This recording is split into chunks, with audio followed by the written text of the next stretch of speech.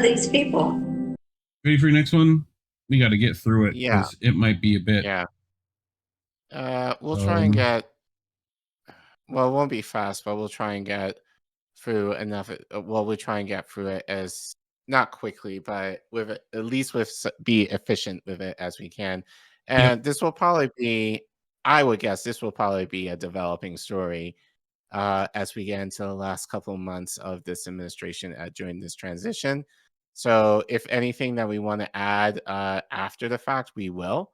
But this is all the information that we have so far. And shout out to you, Lee, for helping me with this, as there was a lot of information that we had to kind of peruse through, but try and make it somewhat succinct. Make sense of it all. Right. You know? But I think this is good in terms of, just we haven't spoken about Russia in a minute. So I think it's just a good way to kind of talk about where we are now, but kind of going into the history as to why we're here in the first place, and how I argue that this is Biden's flipping of the bird, literally, in terms of saddling Biden with this war in Ukraine, when Republicans, and I don't want to say to their credit, but generally as a party, they've been against this war in Ukraine. And Biden saying, no, I want you to continue dealing with it. Minnesota! So it'll be, either way, it'll be an interesting 2 months of how this will develop. But so we have several articles that we're going to Frankenstein into one, plus different tweets that we have from trusted sources of the network. But we're going to start with Consortium. This is going to be a huge chunk of this, and I might jump around a little bit, but stay with me. But the first two are going to be from Joe Lauria. This first article, he writes, on way out, reckless Biden allows deep Russia strikes. With his party decisively beat at the polls, the rejected president is gambling with regional security to preserve his legacy and to saddle the incoming president, who wants to end the war, with a major new crisis, writes Joe. So Joe continues, as a parting shot to incoming U.S. President Donald Trump and Russian President Vladimir Putin, the defeated Joe Biden has defiled the Pentagon by risking European and U.S. security with his decision announced Sunday to allow Ukraine to fire U.S. long-range missiles into Russian territory. Just 2 months ago, in September, Biden had bowed to the realists in the Pentagon to oppose allowing long-range British Storm Shadow missiles from being fired by Ukraine deep into Russia out of fear it would lead to a direct NATO-Russia military confrontation, with all of that entails. Putin warned at the time in that British soldiers on the ground in Ukraine launching the British missiles into Russia with U.S. geostrategic support will mean that NATO countries, the United States and European countries, are at war with Russia. And if it is the case, then, bearing in mind the change in the essence of the conflict, we will make appropriate decisions in response to the threats that will be posed to us. That was a clear warning that British and U.S. targets could be hit. Biden thus wisely backed off. It was the second time that Biden had sided with the Pentagon against the neocons in his administration when it came to avoiding direct war with Russia. The first time was in March 2022, when his neocon Secretary of State Antony Blinken stepped out of line to announce that the U.S.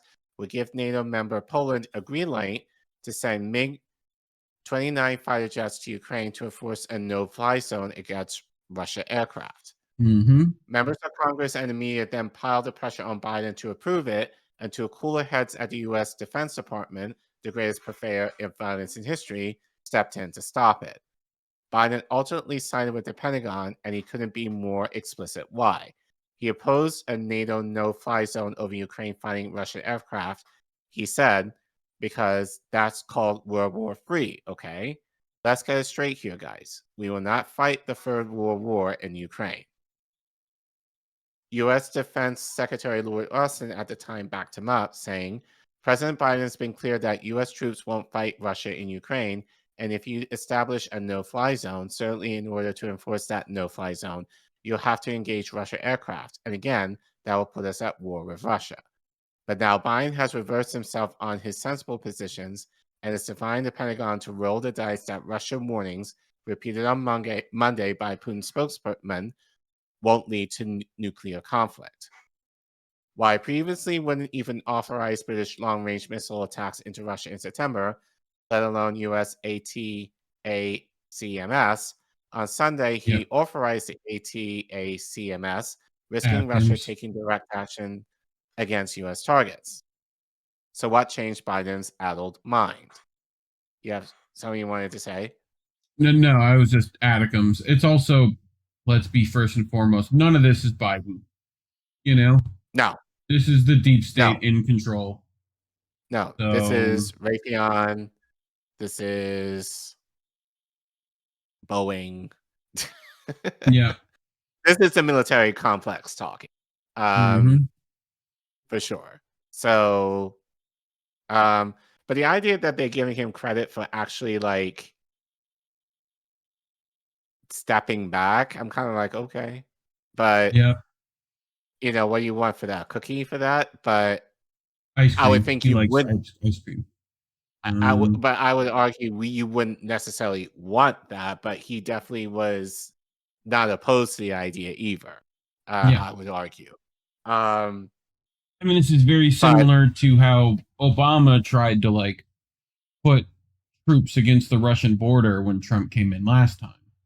You know, so it's also this thing about.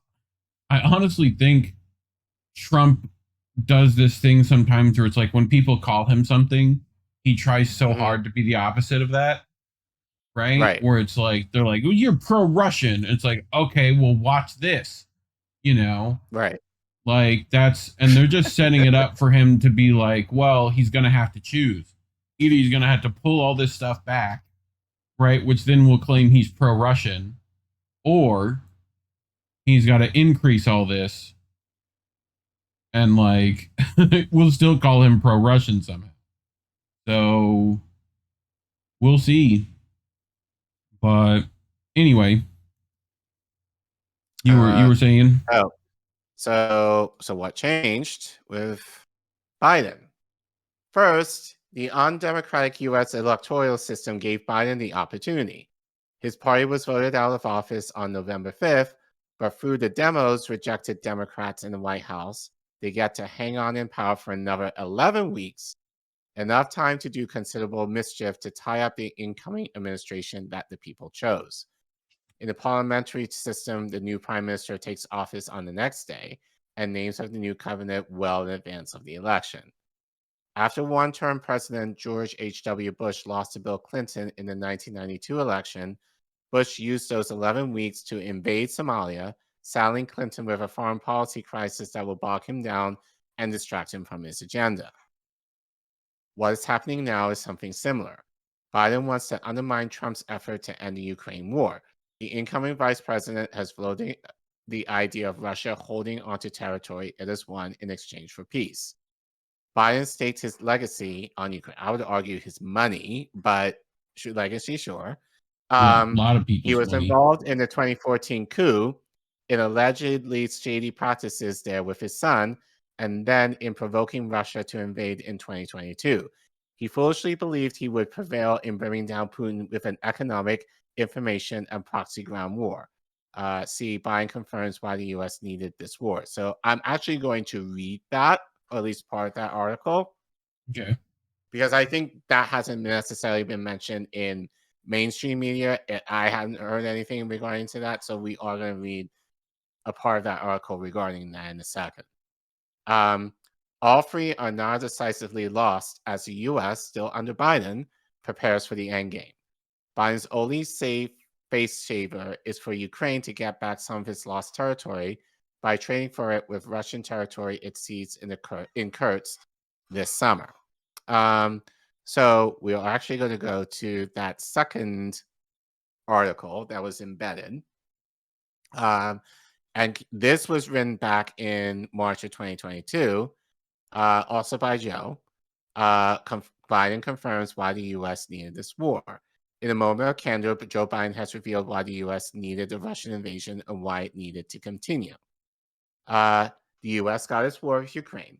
Without it, Washington could not attempt to destroy Russia's economy, orchestrating worldwide condemnation and leading an insurgency to bleed Russia, all part of an attempt to bring down its government.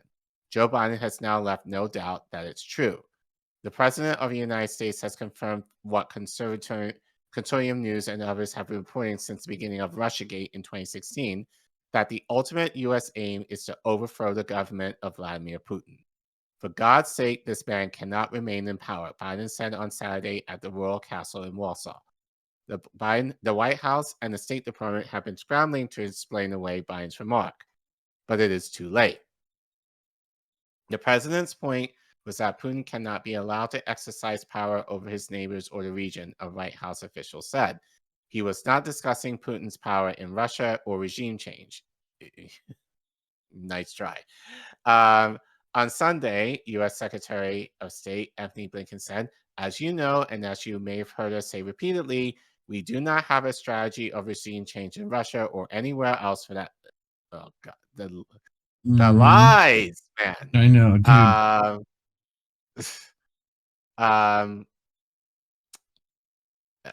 The last words inserted for comic relief. Mm-hmm. Biden first gave the game away at his February 24th White House press conference, the first day of the invasion. He was asked why he thought new sanctions would work when the earlier sanctions had not prevented Russia's invasion. Biden said the sanctions were never designed to prevent Russia's intervention, but to punish it afterward. Look at the gaslight. Therefore, the U.S. needed Russia to invade in order to punish it in the hope of undermining its economy and Putin's rule, which we're seeing didn't happen. If anything, it has backfired enormously. Right. Like, no one expected the sanctions to prevent anything from happening, Biden said. This has to, this is, I wish I could say it in his voice. In his voice, but it's gonna take this time. Is going to take time. And we have to show, why are you reading? You have a better voice. This is gonna take time for it, and we have to show resolve so he knows what's coming, and so the people of Russia know what he's brought on who what happened. Where's my tapioca? It is all about the Russian people turning on Putin to overthrow him, which would explain Russia's crackdown on anti-war protesters and the media. Okay. It was no slip of the tongue. Biden repeated himself in Brussels on Thursday. Let's get something straight. I did not say that, in fact, the sanctions would deter him. Sanctions never deter. You keep talking about that. Sanctions never deter. The maintenance of sanctions, the increasing the pain, we will sustain what we're doing not just next month, the following month, but for the remainder of this entire year. That's what will stop him. Just Biden didn't say that shit. That's the translation from some fucking other news agency that put together some of the coherent words he threw out. Like, it was the second time that Biden confirmed that the purpose of the draconian U.S. sanctions on Russia was never to prevent the invasion of Ukraine, which the U.S. desperately needed to activate its plans, but to punish Russia and get its people to rise up against Putin and ultimately restore a Yeltsin-like puppet to Moscow. Without a cause, those sanctions could never have been imposed. The cause was Russia's invasion. Except that hadn't happened. Right. Until you, okay. Right. So now back to the first article. So I just wanted to read that little excerpt as to, Biden gave the game away a couple of years ago now, in terms of what he wanted out of this assault. But now, in the present day, all three are now decisively lost as the U.S. still under. Oh, I read that part. So he's authorizing U.S. soldiers to operate ATACMS missiles from Ukraine to beat back a 50,000-man Russia force seeking to take back all of that Russian territory. Part of that force, according to the Pentagon spokesperson, is a contingent of at least 10,000 North Korean troops invited to Moscow, thus operating legally on pre-war Russian territory. Allegedly. Yeah. Allegedly. Yet the presence of these North Koreans has sent the Biden administration and its allied media into paradoxicisms of near insanity. The New York Times reported on Sunday, officials said Mr. Biden was persuaded to make the change in part by the sheer audacity of Russia's decision to throw North Korean troops at Ukrainian lines. He was also swayed, they said, by concerns that the Russian assault force would be able to overturn Ukrainian troops in Kursk if they were not allowed to defend themselves with long-range weapons. Scroll down. It's not like Biden doesn't know the potentially grave consequences he is recklessly unleashing. He was already warned about the no-fly zone and said, that's called World War III, okay? He was then warned by the Pentagon against allowing the British missiles and acted like a responsible statesman. But now, when it comes to his previous legacy, he doesn't appear to give a damn about anything else. He was deprived of a second term by traitors within his own party he no doubt thinks, cough, Nancy Pelosi, cough, among others. And he will risk a NATO-Russia war to avoid the taint of utter defeat in Ukraine. So basically, his ego will be hurt if he does not follow through. Maybe. Maybe. I think there's some slight differences with how this actually turns out, which we'll get into, I'm sure. In a minute, yeah. This is what he's ignoring, according to the Times. Some of Mr. Biden's advisors have seized on a recent U.S. intelligence assessment that warned that Mr. Putin could respond to the use of long-range ATACMS on Russia's soil by directing the Russian military or its spy agencies to retaliate, potentially with lethal force, against the United States and its European allies. Yep. The assessment warned of several possible Russian responses that included stepping up acts of arson and sabotage targeting facilities in Europe, as well as potentially lethal attacks on U.S. and European military bases. Where it goes from there, nobody knows. Thanks, Joe. Tactical nuke incoming! Basically. That's kind of what I read into that. It's like, we have nuclear arms and we're not afraid to use them. So any thoughts on this before we continue? No, I think we'll get into where my stuff differs. But I mean, I think from what I've heard so far is that this long-range missile capability that he's thrown out there, which is mainly like political saber rattling, right? Is like actually not what people think it is, because you still need satellite data to use them actually long range, like to strike within Russia, right? And we're not giving them that so far. Right.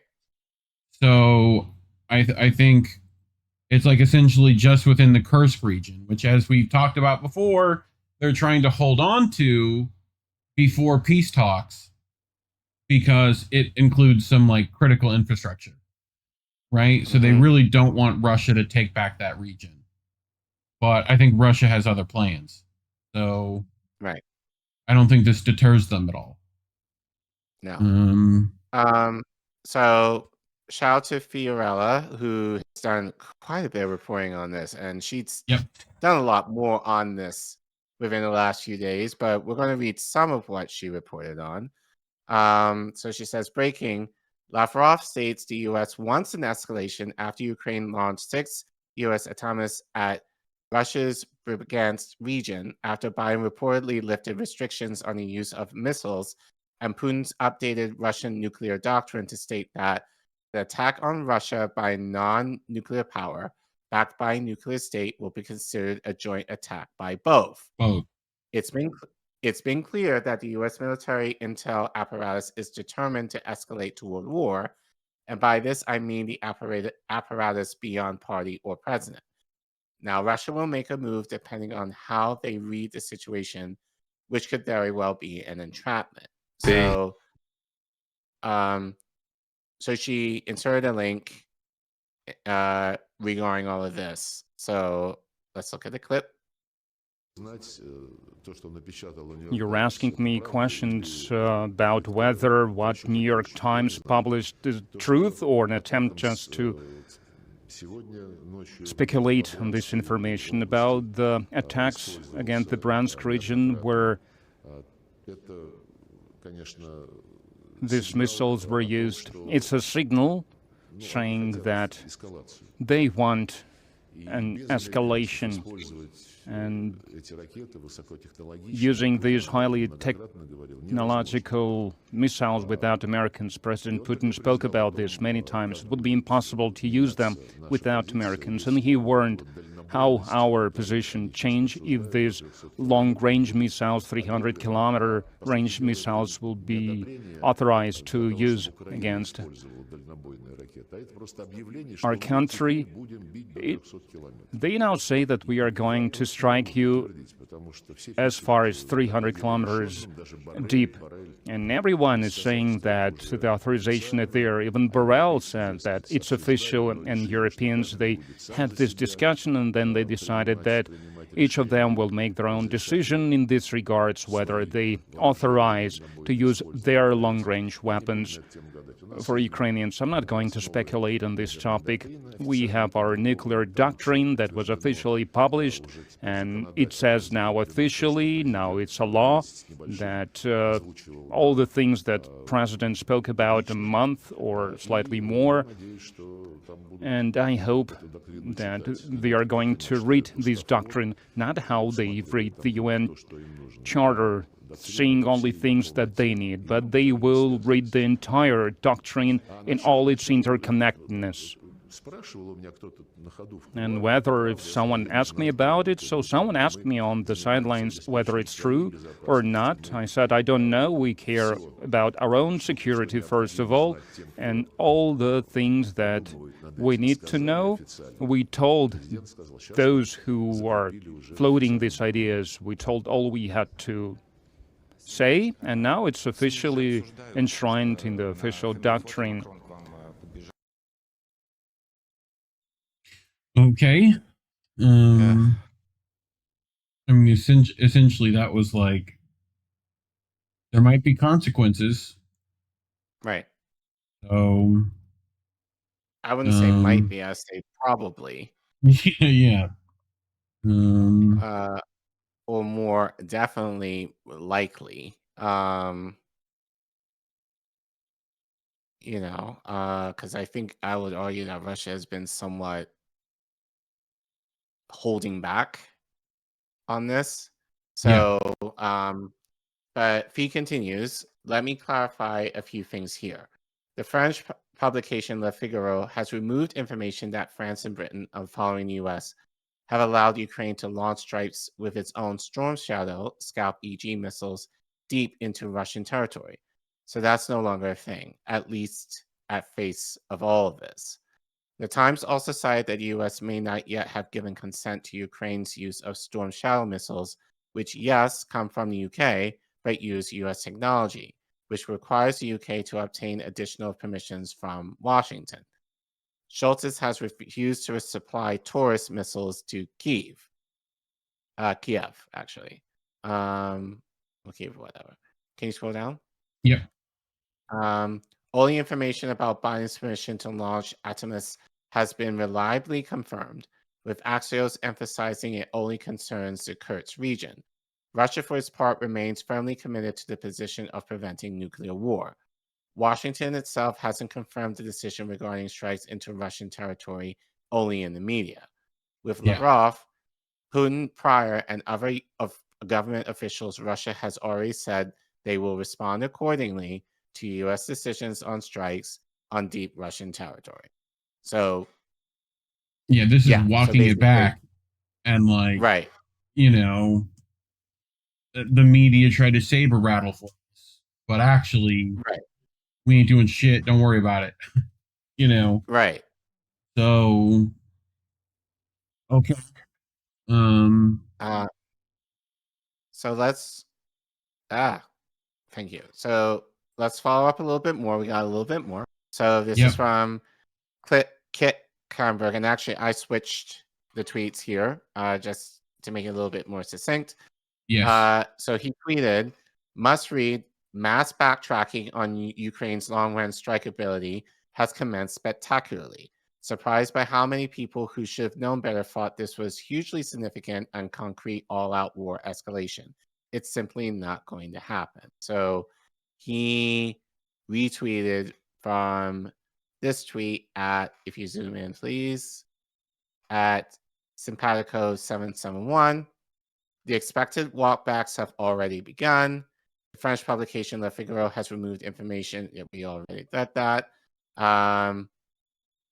So basically just kind of confirming what Fee said in the previous tweet.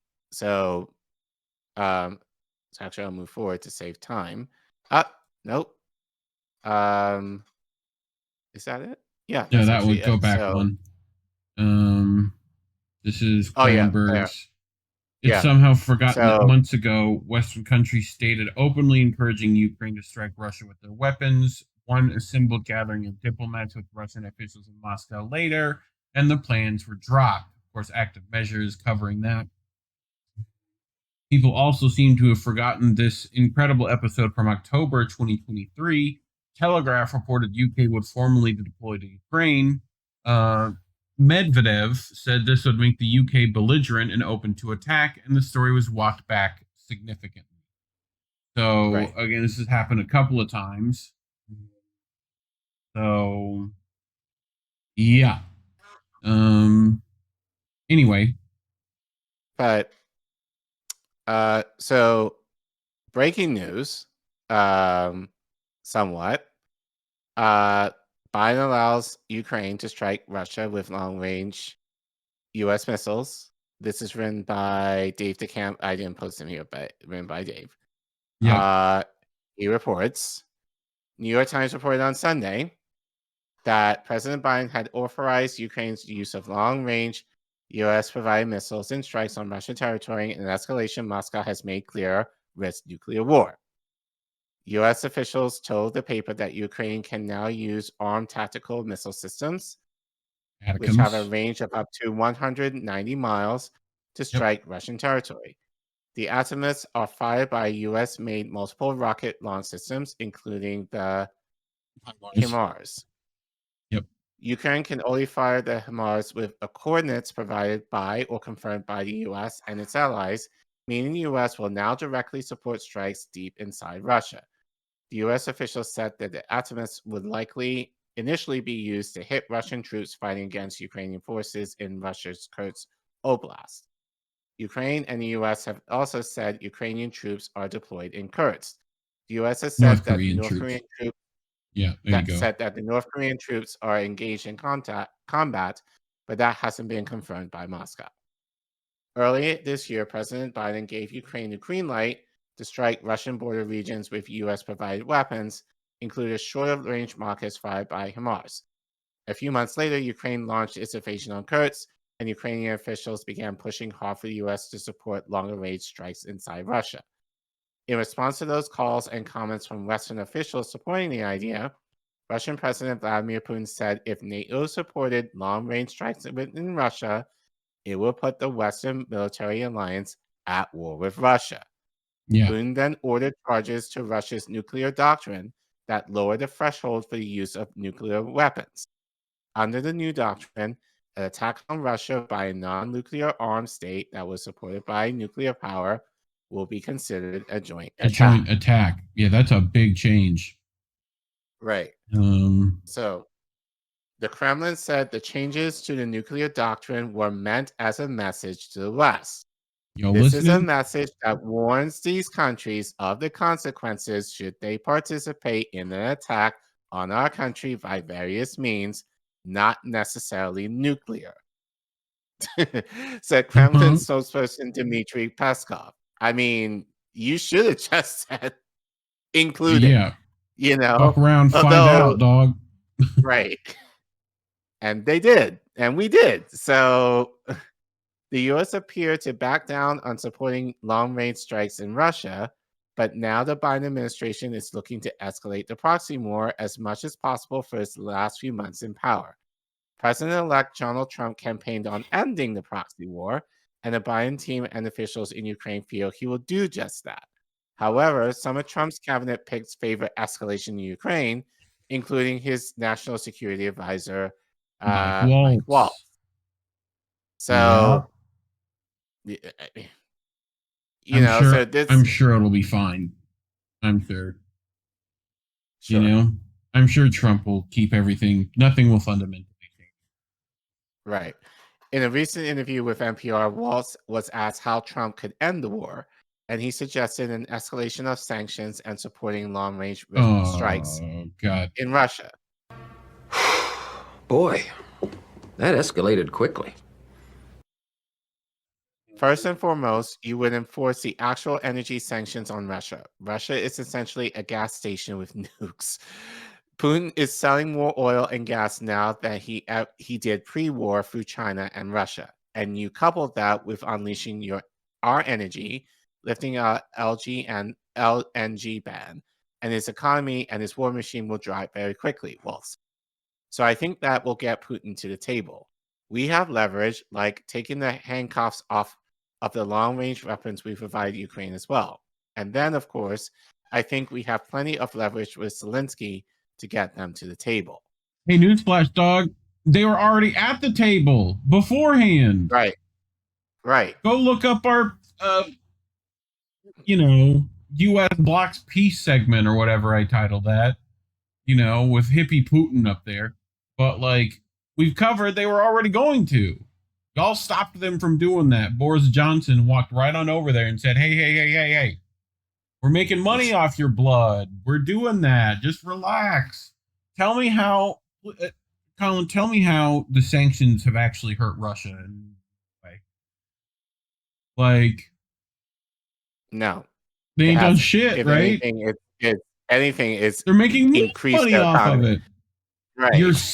Europe is sipping Russian gas through India, acting like they're not. The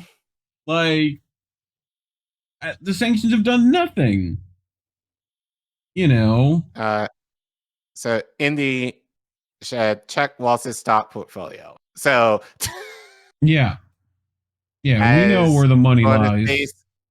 Right. Follow the money. I'm sure he has some deals with the military-industrial complex that interest him, that he will want to keep this going. Like many Democrat leaders in office. But here's our last article. Anti-war member, Kyle Anzalone. We've had him on the network before. We need to have him on again. Yep. So this will be the last part, at least for now. But as I said, we'll probably be talking more about this in the upcoming weeks. Maybe we'll talk about this over Israel for a bit, but we'll see. But he writes, Putin tells German leader that Ukraine peace deal possible. So I'm sorry, it's looking like Putin is actually the reasonable one in the room right now. So, so let's see what he means by that. Russian President Vladimir Putin held a phone call with German Chancellor Olaf Scholz and offered to end the war in Ukraine. The Russian leader offered a deal similar to the one proposed by Moscow in June. On Friday, Scholz spoke with Putin for the first time in nearly 2 years. According to the Kremlin, the Russian president noted that the Russian side has never refused and remains open to the resumption of the negotiations that were interrupted by the Kyiv regime, adding, Russia's proposals are well known and outlined, in particular, in a June speech at the Russian Foreign Ministry. In that speech, Putin said that if Ukrainian forces withdrew from all Russian annexed territory, adopted a position of neutrality between NATO and Russia, agreed to denazification and demilitarization of the country, and the lifting of all Western sanctions on Moscow, then Russia will bring a war to an end. Schlosser's spokesperson said that the German and Russian leaders agreed to remain in contact. The official added that Schlotz condemned the Russian war of aggression against Ukraine and called on President Putin to end it and withdraw his troops. He also told Putin, Berlin maintains steadfast determination to support Ukraine for as long as possible. Ugh. This basically sounds like Israel. They have a right to the. That's what it sounds like to me. So, yeah. Throughout the Joe Biden administration, the West has refused to talk with Moscow about core national security issues. The refusal to negotiate through 2021 led Putin to invade Ukraine in the beginning of 2022. After the initial Russian invasion of Ukraine, a deal was nearly reached, but Kyiv has been pushed away from negotiations by its Western backers. I said this. After over 2.5 years of war and Ukraine not doing shit, Kyiv is struggling to find the manpower to continue the fight while losing territory to the Russian military. Though NATO countries pledged to give Ukraine everything it needed to win the war, Washington has refused to provide Ukraine with advanced weapons and long-range missiles Kyiv says it needed to achieve a victory until now. Make them yourself. Right. Figure it the fuck out. Do your own work. You know? God. Trying to use our fucking weapons of death. That's our weapons of death. But yeah, I brought this. It's from Hotspot. Russia has begun mass production of mobile bomb shelters capable of withstanding nuclear shockwaves, radiation, and conventional attack. So they're trying to be prepared. Now, arguably, news is still out whether this is like new mass production or if they've already been doing that, right? I think this footage is like from a year ago, right? At least some of it. Okay.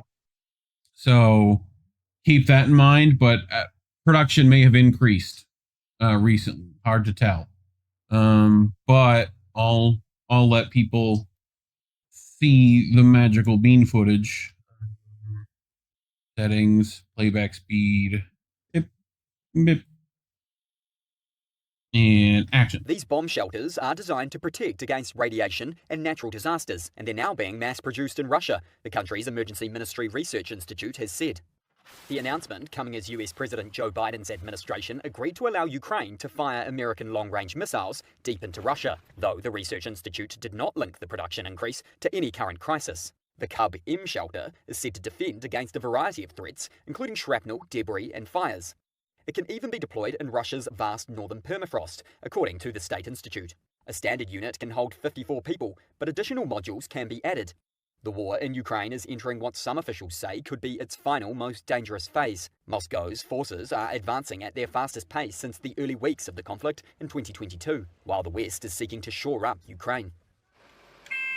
On Tuesday, Russian President Vladimir Putin issued a warning to the US, lowering the threshold for a nuclear strike. On Monday, the Kremlin called Washington's long-range missile decision reckless and said it would respond. So they're looking prepared, you know, or trying to, at least. Right. I mean, I wouldn't want to be in that shelter myself personally. Right. I mean, it seems like a cargo container at best. You know? I don't know. What is all this like jutty out bits? What is that for? That I don't get. I mean, I guess think it's just extra support. General protection. Yeah. Yeah. Just looks weird. You know, it's probably deflecting stuff up, hopefully. But anyway, yeah, I think that's it. Yeah. And like I said, this will probably be a developing story. So if we get more information, which I'm sure we probably will, we will as soon as we can. But just to let you know that this is the last fuck shit that Biden is trying to do. as he rolls out of the White House. And so again, the question is, who's the greater evil here? Like, I would argue, really, if Biden really cared, he will try and do whatever he can now to actually give something to the people before he goes. But instead, he's potentially putting us in World War III. So what does that say about him and his character? He doesn't give a shit. So he's just part of the rot that is part of our government right now. And regardless, he's on his way out in terms of death. So he don't care. So I would argue he's probably close to death right now. So he won't have to deal with the long-term effects of his decisions, at least for not too long, but we will have to if this continues. So it'll be interesting to see what Trump will do. Like, again, like there's no telling that he will end the war, especially if he if he can make money off of it, great. Right. Yeah. Like he's not gonna care either. But as we said, Biden is currently in office and he has another couple of months to do whatever he wants during his lame duck,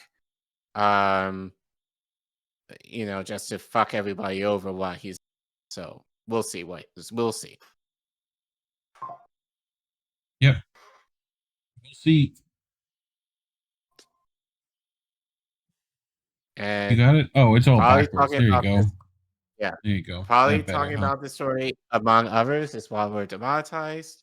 So if you would like to support the channel, please feel free to scan the QR code on your smartphone, or you can go to the link that you see at the bottom of your screen, or if you're in the chat, you can type in !donate, and the link will pop up, and you can click on the link there and donate right from the chat if you're on YouTube. And as we say, the algorithm hates us, so they suppress our content. The only way that we're able to get any sort of recognition on the platform is from viewers like you. So please don't forget to like and subscribe, and please share our content to help fight the suppression. And make sure to leave a comment. We do read them. We sometimes take suggestions and stories from you guys. So please check in and respond and like and all the things, and help us get to 3K. Hopefully we'll be able to hit that in the first half of next year. And thanks for watching.